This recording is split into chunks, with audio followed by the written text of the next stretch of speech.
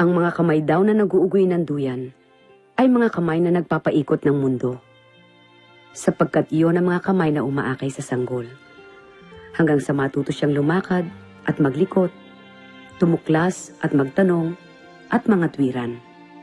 Hanggang sa lumaki siya at maging ganap na mamamayan ng kanyang bansa. Pero ang may-ari ng kamay na naguugoy ng duyan ay mamamayan din ng kanyang bayan.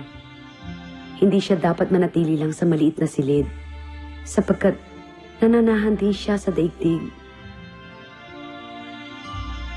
Ang kanyang mga kamay ay hindi lang para sa pag-uugoy ng duyan, kundi para din tumulong magtawid sa bangka ng pagbabago.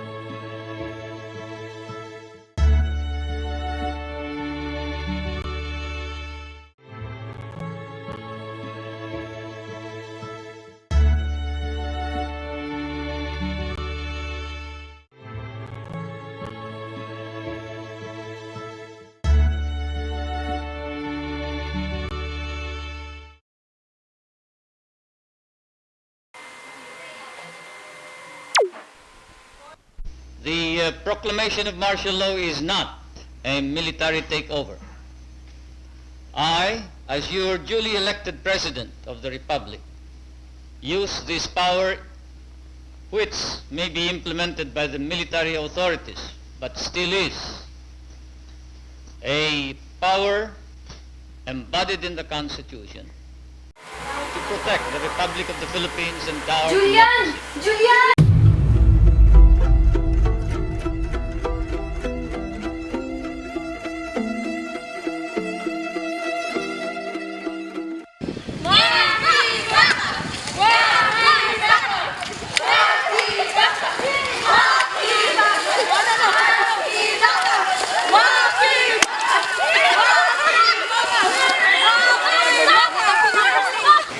The university will discharge its mission to the society, which is the truth and non-profit, then the student must be liberated for the oppression of the administrative authority.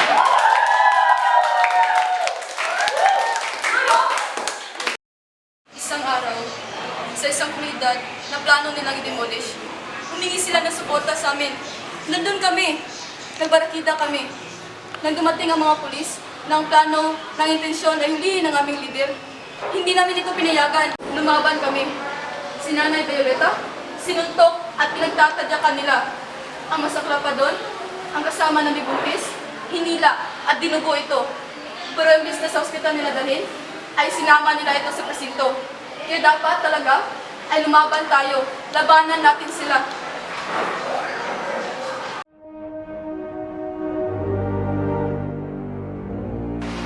Ang pagsalig ng inyong buhay ay kulay ng dugo ng isang katauhan, anumang lahi, anumang kulay, ito'y tayong matitibayin sa ilalim ng mahigpit na pagkakaisa ng manggagawa, magsasaka at ng mga anak pawis.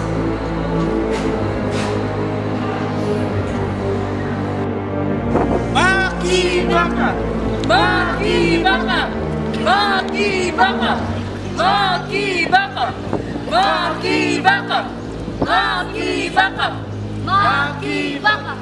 Makibaka! Makibaka! Makibaka! Makibaka! Makibaka! Hoy, tumigil na kayo! Sumunod na kayo! Tumigil na kayo! Ibagsak! Makibaka! Makibaka! Ibagsak! Ibagsak!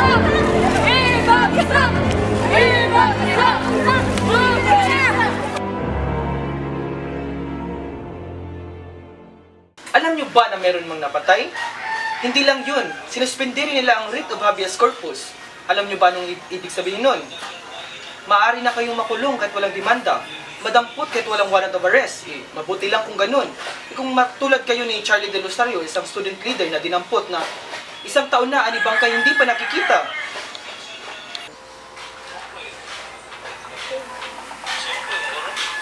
Miss, kamusta ka na? Alam mo ba, namiss na kita. Alisin mo nga yan! Sa kung may kausap ka babae, sumawa ka lagi dyan. Jason! Yung tunog mo! Kailangan mo, manayosap dito. Nag-aaway lang naman yung dalawang Julian mo. Gani? Hindi na nakawak, ma'am. Mang Julian, balita ko dito sa bahay niya, may freedom of expression. Depende sa express. Alam mo, kapag may hindi sila gusto dito sa bahay, sinasabi nila. Bakit? Kasi po, pagdating sa eskwelahan, hindi pwede. Kung discontented kami sa palakad sa eskwelahan, bakit hindi kami kikibo? Iho, bakit?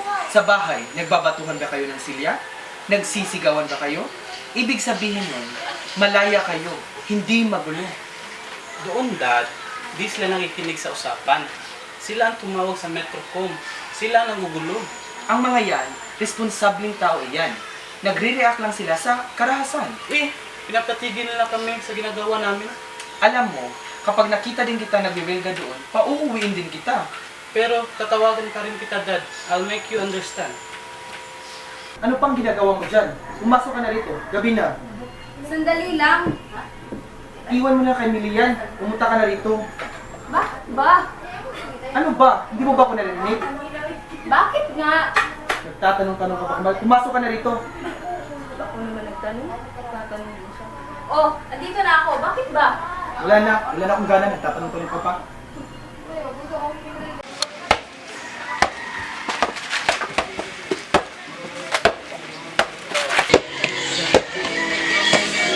Alam ko na kukunin ka sa college. Total, mag-iipon na naman ako ng 18 units para makapasok sa US Navy. US Navy? Aalilain ka lang ng kano doon.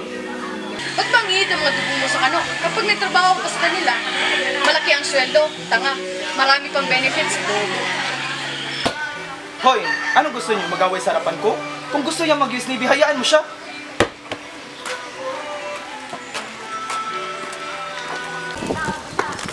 Lalabas na ako, patay! Matagal na nila akong hiningi. Ikaw, ayaw mo pa? Paano ako magpapahanap? Ikaw din naman magde-decide niyan eh. Basta ako, ang katwiran ko, doon din naman tayo pupunta eh. Sa aramadong pagkikibaka.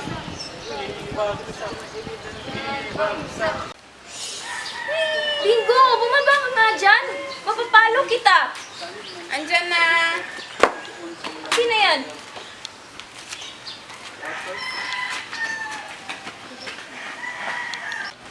Loko talaga yung anak mo. Alam mo to? Tingnan mo. Ha? Nagbabasa lang ako dito. Anong masama dun? Gustong matuto ng bata, pagsasabihan ko mamaya. Hindi ba't si Marcos ang presidente ng lagdaan ng kasunduan ng Pilipinas at Amerika? Wala silang magagawa kundi sundin ang kasunduan ito. At patuloy makipagsabuatan sa gobyernong kano. No, Jules. Hindi mga bubong tao ang nasa gobyerno. Sila ay mga ekspertong ekonomista, mga political scientists. Bakit lalo naghihirap ang Pilipinas at nababaon sa utang? Na-realize mo ba, Dad, na at this point, hindi pa ako nagpakasawa na may utang na ang magiging anak ko? Hindi ka ba nagagalit na ang mga anak ng bawat anak mo ay may utang na pagbabayaran na wala naman silang kinalaman? Siguro, panahon na, Dad, na mamamili ang tao sa alinman, sa dito o doon sa neutral ground. To protect the Republic of the Philippines and our democracy. Julian! Julian! Julian, Julian, dali! Si Marcos na sa TV. Ha? Bakit? Nagde-declare ng martial law. Halika rito. Sige, tignan natin. As your duly elected President of the Republic, use Kuya, this power makikira na ba? Hindi ko which nga rin alam. may be implemented by the military authorities, but still is, to protect the Republic of the Philippines and our democracy. Si Willie nga nasa labas inabot. Hindi na makabalik dito. Hindi ako makalabas. May gwardyang sibil.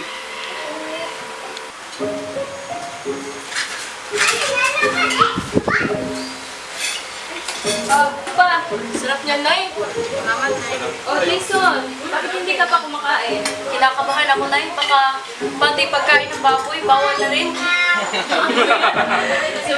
Wala naman siguro masamang nangyayari. Hindi naman siguro mag-martial law kung hindi kinakailangan. Pero para naman yun sa kabutihan ng ating bansa.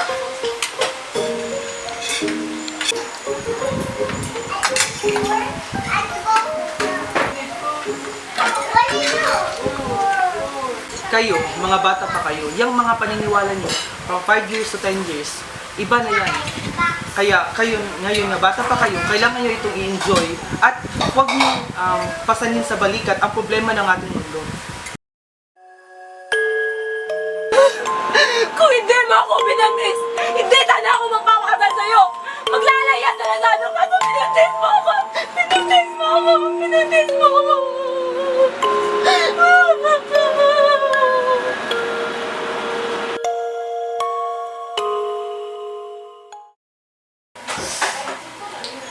Ma. Oh. Napirmahan mo naman. Huwag mo hintayin si Dad. Ma, huwag kang mag-alala. 73 is still passing grade. If you round it off, it will be 75. And the 7 is the shape of an axe. And the value of an axe is high. Pinagpapalit pa ngayon ng lupa eh. Hay nako, sumasakit ang ulo ko sa'yo. Naku, ma! Huwag sumakit yung ulo mo. Ayaw kita makitang sasaktan. Mahal na mahal kaya kita. Kaya pirmahan mo na, ma. Si Papa mo na lang.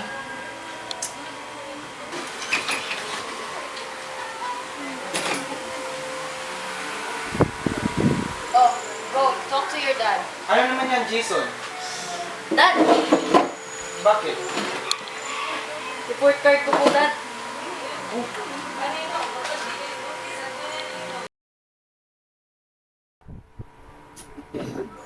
Gumabi ka na ha. Masyado ka na nagpapagabi. Alam mo naman may curfew. Lumamig na yung pagkain, iinitin ko muna. Anak, bakit? Ano nangyari?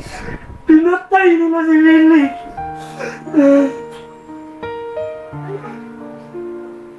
Pinatay nila si Willie! Tahan ka na, tahan.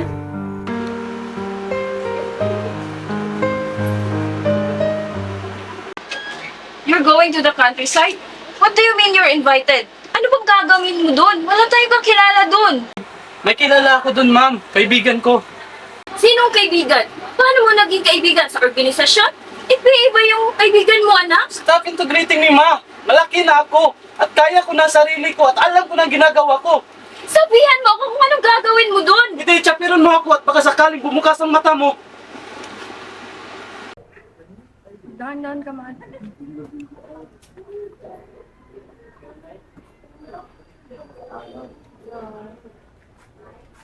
Ma'am. May sulat ka po galing kay Kuya Jules. Dala ng kaibigan niya kay Kuya M. Jules? Evelyn.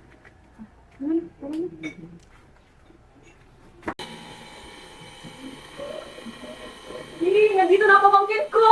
And, asan ang sulat ng kuya mo, Nay? Hindi ko para sa inyo yun. Para po ito kay Kuya Gani. Ito, para sa akin? Oo. Ang inyong anak ay hindi niyo anak. Mga anak na lalaki at babae na buhay. At bagamat nanggaling sa inyo, sila'y hindi inyo. Mabibigyan niyo sa kanila ang inyong pagmamahal. Ngunit hindi ang inyong paniniwala. Nabibigyan niyo ng tahanan ang kanilang katawan. Ngunit hindi ang kanilang kaluluwa. Sapagkat ang kanilang kaluluwa ay namumuhay sa templong kinabukasan na hindi niyo na madadalaw kahit sa panaginip.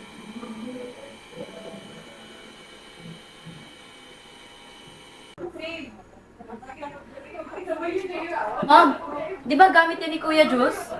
Dito ka na matulog. Sa'yo na ang kwarto na to. Ano pong ibig niyo sabihin? Nagtatakwil ka po ng anak? Di ko daw anak yun. Nagdaan lang sa akin ang magiting na anak ng bukay. Where did you say M is going? Sa Bataan, he will interview some people about the nuclear power plant. Magpoprotesta sila doon. Nababaliw na ba ang anak mo? Nakalimutan niya bang martial law ngayon? Baka madampot siya doon. Maraming nakakalat na sundalo pa naman sa daan.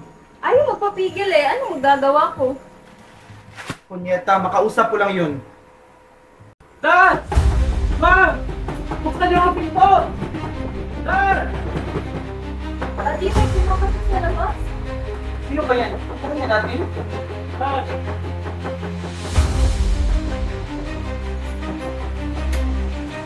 Oh, ano nangyari? May sugat siya. Wala na kayo ibang pagdadalhan. Dad, susuprisahin ko kayo. Sabi sa ganitong paraan. Ang laki na kanyang sugat. Dali na natin siya sa ospital. Dad, sandali. Tama ng baril ang kanyang sugat. Hinahabol kami ng sundalo. Pag hospital, matutuntun siya. Kaya dito ko siya pinunta. Alam ko sa ganitong paraan, ikaw lang ang aking maasasahan. Minsan lang kami kumakain dun. Minsan nga, wala. Yung sardinas dun, ginto. Yung gamot, ginto. Di nga alam kung anong doktor eh. You must be exaggerating it, Kuya. Hindi ako nagbibiro. You'll be lucky to survive. To live is surviving. Mamabuti ang mga tao dun. If they heard a military operation, they lead us to be safe. Were you ever in a gun battle? Did you ever kill the soldier? Jason. I gotten to be that. Minsan nga nun, yung matandang babae inaresto. Pinutulan ng paa, pinutulan ng leeg, at tinorture. Ang gusto na lang malaman kung nasan ako, ngunit din na alam. Dad, mag-ice cream na ba tayo? Uminom tayo ng beer.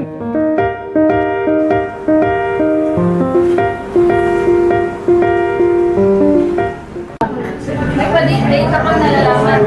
Bakit hindi ka na lang umuwi? Problema. Malaki. Nahuli ang kilusan. Ma, kailangan mo maglinis ng bahay. Linisin mo ang mga lahat ng delikado. May naibigay ako kay Im na delikado. At may naisulat siyang delikado. At may poster na delikado. Pag nagpunta siya, sabihin mo matagal na akong wala. Matagal na akong di makabalik sa ating bahay. Ano ba talaga ang nangyayari? Ma'am, huwag kang maingay please. Nasa public place tayo. Saan ka uuwi, anak? Sa isang kaibigan ko, ma'am. Ihatid na kita. Wag na, ma'am. Malaki na ako at kaya ko ng sarili ko. Tawagan mo ako ha, tapos sabihan mo ko pag may problema ka. Oo nga pala, ma'am. May anak at asawa na ako. Talaga? Mara ang kanyang pangalan at lalaki ang iwak ko. At tsaka pala, ma'am, babalik na ako sa isang kilusan. Matagal na naman hindi tayo makikita. Mahal na mahal na kita.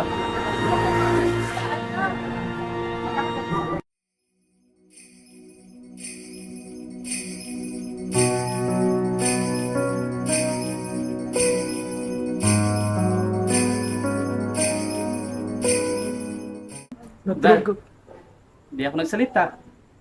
Kahit anong mga pahirap ang ginawa nila sa akin. Kinondisyon ko ang utak ko. Na kapag akong hinuli, di ako magsasalita. Na kahit anong pahirap ang ginawa nila sa akin, di ako magsasalita. Ma'am, natandaan mo ba yun?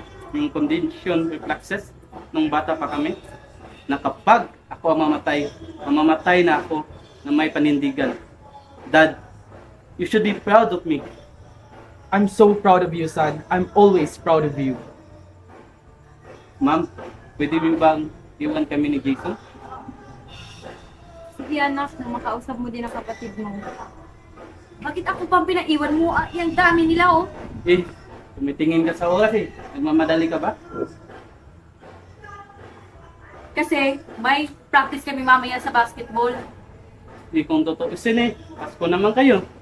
Pwede naman kayo hanggang hating gabi. Sorry ah. Kung mahihinto ko lang sana ang oras, pwede di kayo umalis. Sabi ni Mama, nag-aura ka lang. Uy, hindi ah. Yan ang wag na wag mong gagawin.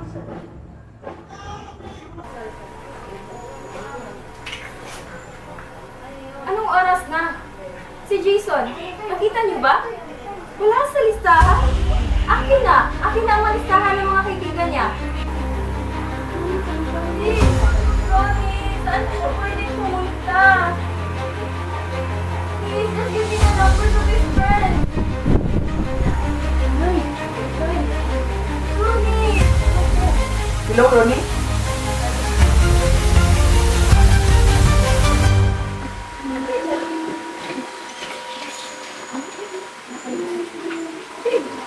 Wag don't you sulong. I can see you've been drinking.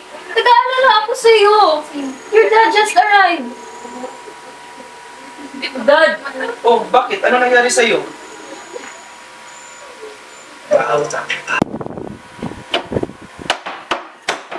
Ano yun?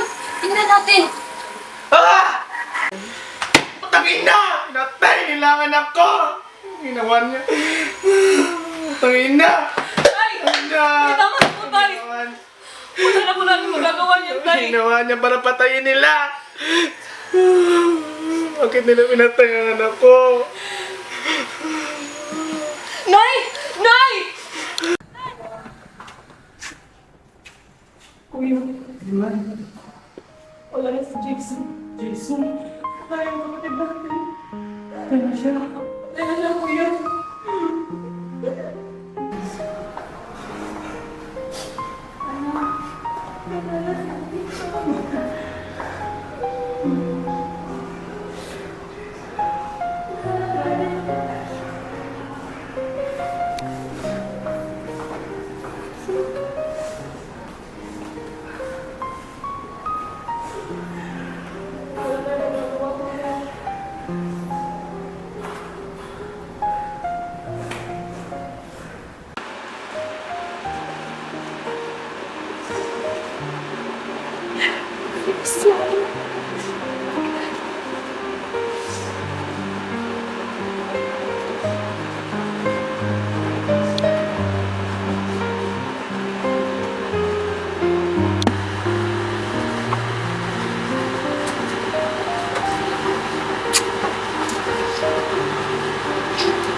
Siguro, palit si Kuya Jason sa akin.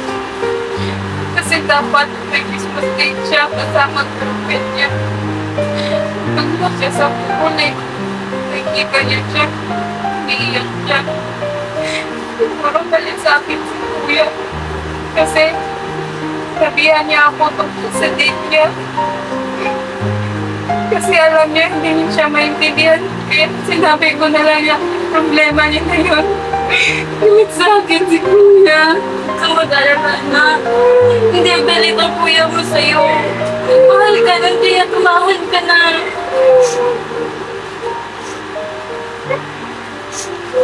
Mahal ka na, anak. Kanino mo ilalapit? Kay Enrique. Tapos, anong sasabihin mo? Ang anak natin, hinuli, pinalaya, tapos pinatay? Eh, hindi ba gano'n naman talaga ang nangyari? Anong sasabihin mo may kagagawan? Mga pulis. Anong gagawin natin? Manahimik? Tanggapin na yung anak natin pinatay, tapos yun lang. Hindi ganun-ganun lang, Amanda. Gagawin natin ang lahat ng ating makakaya. Ngunit hindi natin malulutas kagad ang kaso sapagkat ang gobyerno ay walang pakialam sa mga taong katulad nating walang pangalan. Punyeta, Amanda! Libo-libong tao, mamamayan ang kanilang pinatay, hindi lang ang ating anak. Sinasalvage, tinotorture, pinuputa. Fathers, mothers, children are killed 1,001 more way, Amanda.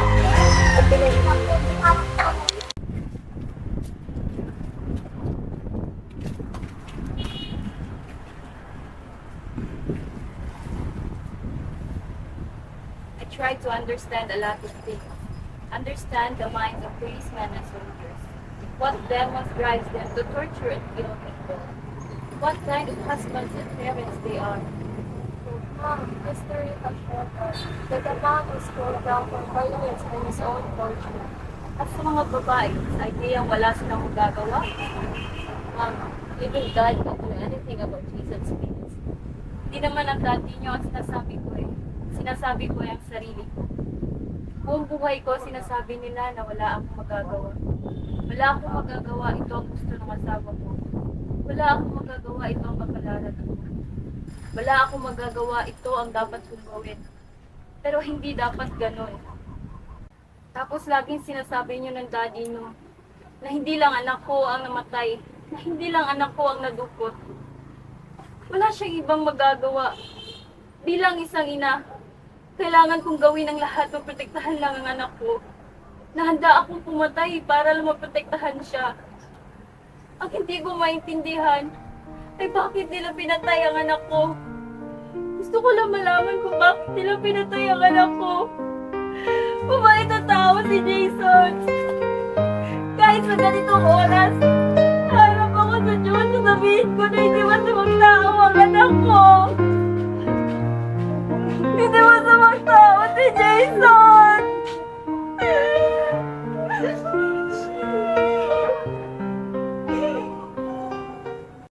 Ma, pwede ko po kayong maabala sandali? Pwede po ba i-postpone mo na yung pagwala niyo ni Dad? Nasa telepono po kasi si Kuya Jules. Gusto niya pong sunduin natin siya. Nakalaya na siya, Ma! Talaga, anak? Hoy, Jules! May ka na daw! Ayun na ako. Oh, nalak ka na! Hoy, Jules! Huwag mo kang kalimutan, ha? Pre, mag-ingat ka dito. Huwag mo kami kalimutan! Huwag mo kalimutan, iboto ang laban, pre! Oh! Yun na. Mamimiss ko tayo. Huwag mo kami kalimutan! Goodbye, Jules! Ma'am! Huwag kami kalimutan! Oh, Yo-yo? Kalaya ka na rin, bro. Together, let us sing the Philippine National Anthem.